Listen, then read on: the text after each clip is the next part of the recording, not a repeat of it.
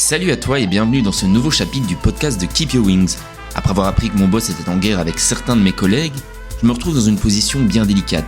C'est l'occasion de demander à Théo, son bras droit, de m'expliquer son histoire. Mais ce n'est pas tout puisque je poursuis ma romance avec Fiona. Grâce à elle, je comprends davantage les différences fondamentales entre les Occidentaux et les Taïwanais. Bon épisode.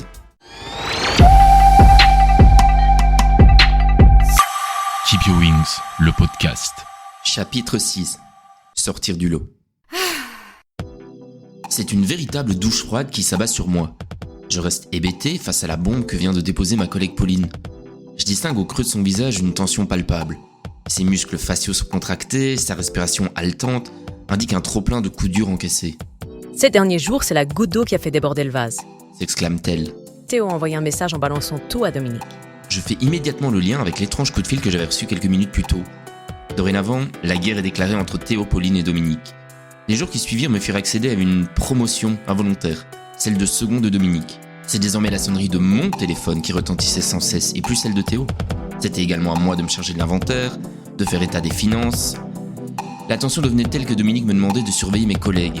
Regarde s'il travaille bien, dis-lui subtilement qu'il est censé être en cuisine. S'il n'y a pas trop de monde, renvoie-la chez elle. Elle n'a pas besoin de travailler plus aujourd'hui, autant économiser de l'argent.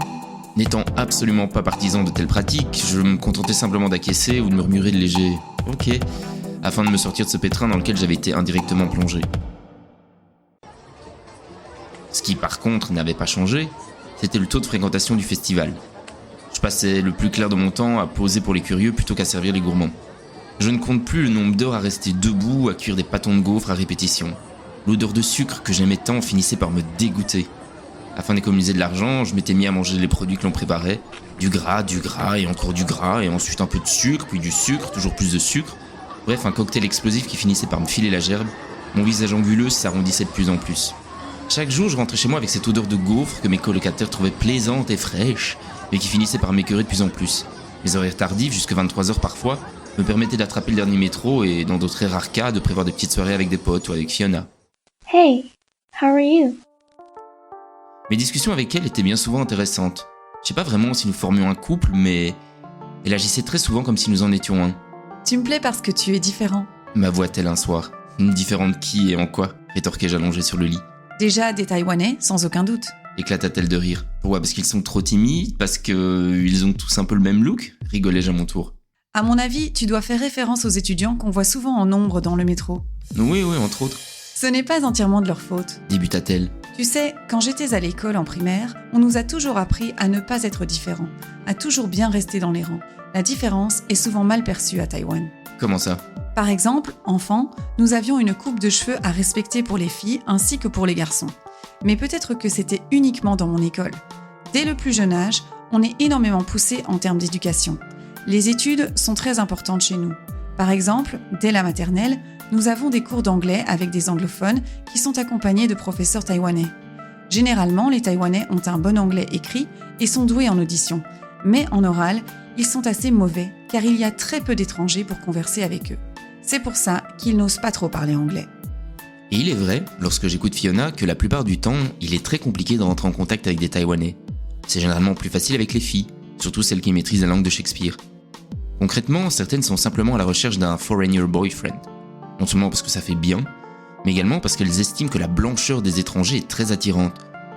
Il existe une forme de respect très peu caché des Taïwanais envers les blancs.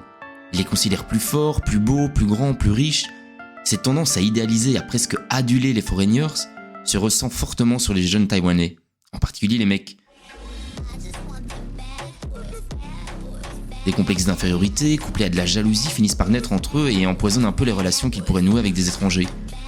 Je n'ai que peu d'amis masculins taïwanais et, à contrario, une tripotée d'amis filles. Les quelques mots échangés avec des Taïwanais portaient principalement sur les relations amoureuses ou sexuelles. Qu'est-ce que tu dis pour parler aux filles ? Comment tu crées une bonne conversation ? Est-ce que c'est plus facile pour un étranger de rencontrer des filles ? Alors, combien de meufs c'est déjà amitié ? Cette curiosité mêlée à l'envie n'est pas toujours un bon combo lors de conversations, car elle attise surtout la jalousie et la rancœur.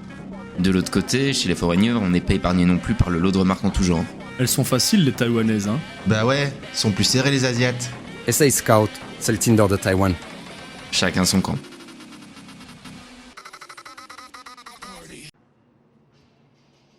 Autre constatation intéressante, Beaucoup de Taïwanais ont peur de transgresser certaines règles de bienséance, parfois inculquées par la peur. Il y a pas mal de personnes dans mon entourage qui ne boivent pas beaucoup d'alcool, voire pas du tout. On a peur de ce qui pourrait arriver si l'on boit trop. Genre faire des accidents de voiture ou se faire agresser. En plus, on devient vite tout rouge. Me confie Fiona qui, elle, ne réchigne pas à boire 1 ou 2 verres de vin lorsque nous mangeons chez moi. Mais elle est constamment à l'affût du respect des règles. Je me souviens qu'elle m'avait agrippé la mâchoire dans le MRT car j'avais un chewing-gum en bouche. On ne peut pas manger ici, c'est interdit. Tu risques des amendes. Avait-elle répliqué avant de prendre un mouchoir et de me le faire cracher. Ok chef, ça va. Le dernier jour de travail pointe enfin le bout de son nez et c'est pas trop tôt. Même si l'ambiance n'est pas encore trop pesante, l'absence de Dominique qui est pour beaucoup, le côté répétitif commence tout doucement à me lasser. Je reçois alors un message du boss me proposant de reprendre mon poste en décembre pour une durée d'1 mois lors d'un prochain événement. Je lui réponds d'emblée d'accord, mais il faut d'abord avoir une conversation à bâton rompu sur le travail. J'ai vraiment besoin d'éclaircir certaines choses. Nous fixons alors un rendez-vous quelques jours plus tard afin d'entrevoir la suite de notre collaboration. Cependant, je suis bien trop curieux pour ne pas demander à Théo ce qu'il s'est véritablement passé avec Dominique, étant donné qu'il a travaillé 1 an avec lui. Il me promet de m'envoyer un mail pour me raconter toute l'histoire. J'ai dû attendre plusieurs mois pour découvrir avec stupéfaction un récit de 56 pages. La rancune de Théo n'avait d'égal que sa volonté à rétablir la vérité, et surtout à justifier cette rage qu'il avait contenue depuis bien trop longtemps. J'ai rencontré ma copine taïwanaise en 2014 au Japon, en classe de japonais. 8 mois plus tard, je devais rentrer en Belgique et peu après, elle devait retourner à Taïwan. Je reviens pour de bon en octobre. Débute-t-il afin de contextualiser sa situation. Étant arrivé avec une réserve d'argent limitée, je me devais de trouver un boulot rapidement. J'ai d'abord cherché à Taoyuan et alentours, dans les cafés et restaurants. C'était là où habitait ma copine et où j'avais résidé toute la durée de mon séjour. J'ai prospecté principalement dans les lieux tenus par des étrangers, étant donné mon niveau de chinois inexistant. Cette recherche s'est vite révélée infructueuse. J'ai donc été voir sur Taipei et je suis tombé assez vite, et par hasard, sur la publication d'un événement avec comme partenaire la marque de Dominique. Très rapidement, un entretien téléphonique est effectué et Théo correspond parfaitement aux attentes de notre patron respectif. Après m'avoir montré son stand, expliqué un peu ses ambitions, il m'annonce qu'il ne pourra pas m'employer dans l'immédiat. Mais à partir de janvier 2017, il allait ouvrir un point de vente à Taipei Main Station et qu'il me voulait en tant que manager.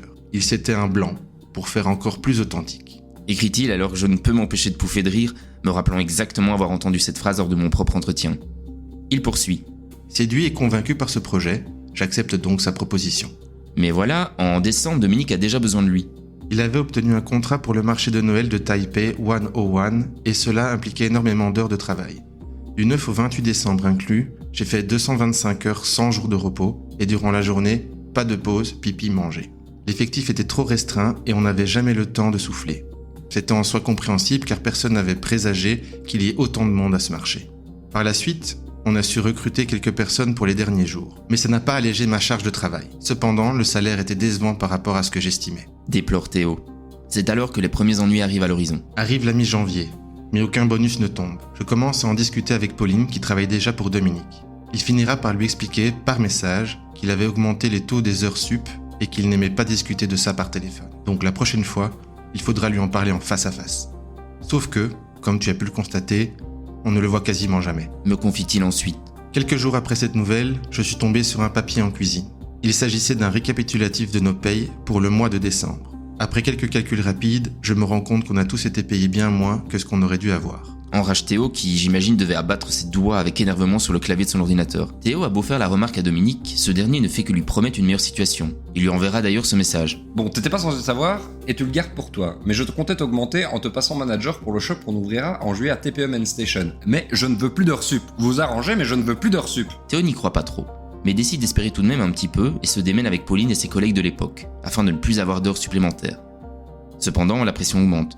Dominique étant très peu présent sur le stand, commence à téléphoner à Théo de nombreuses fois par jour. Une habitude qui devient très rapidement lassante, surtout lorsque je me suis rendu compte que Dominique changeait d'avis comme de chemise. Théo poursuit alors. Faites des gaufres avec des fraises? Non. Faites-en avec des bananes. Coupez les gaufres en deux? Non, les coupez plus en deux. Comme on n'en pouvait plus de ces appels à répétition pour demander des conneries ou des choses impossibles, à la fin on ne répondait pas forcément à ces coups de fil. Il y avait aussi ce truc dont les gens chiants ont le secret, t'appeler au seul moment de la journée où tu es occupé. Genre on n'avait jamais de client, mais il était professionnel pour appeler au seul moment où tu en avais. Un jour il me téléphone pour me dire que ça devient n'importe quoi au shop. Vous ne me répondez pas alors qu'il n'y a jamais de client. et il finit par me lâcher un petit... C'est moi le patron. Ce qui m'a fait sourire parce qu'une semaine auparavant, j'en discutais avec Pauline et lui disais que Dominique était patron uniquement pour pouvoir dire « Ici, c'est moi le patron ». Face à cette analyse, je ne peux que m'incliner, car elle conforte également celle que j'avais eue. Dominique aimait beaucoup l'aura que lui conférait son stand, ses produits, mais tout semblait être une couverture en quête de la célébrité, de la gloire, de la reconnaissance. Un peu comme ces jeunes qui font de la télé-réalité et qui veulent être célèbres, mais célèbres pour rien. La suite est prévisible d'avance. Entre mai et juin, on a fait 3 events, mais tous ont été un fiasco.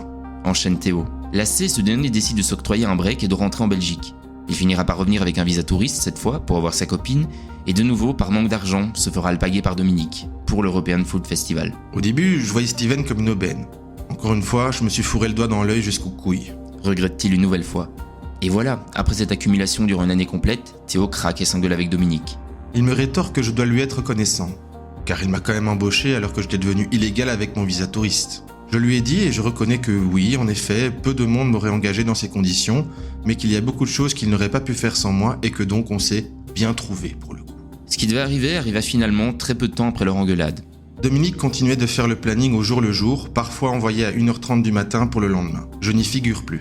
Là, je sens une placardisation en approche. Je décide de lui rédiger un mail un peu salé pour lui dire quelques vérités et lui annonce qu'une fois l'event fini, je démissionne en même temps que Pauline. Suite à ça, tu m'as informé qu'il t'avait appelé pour te dire de pas écouter les rumeurs à son sujet. Alors que j'en avais parlé à personne pour ne pas foutre la merde justement.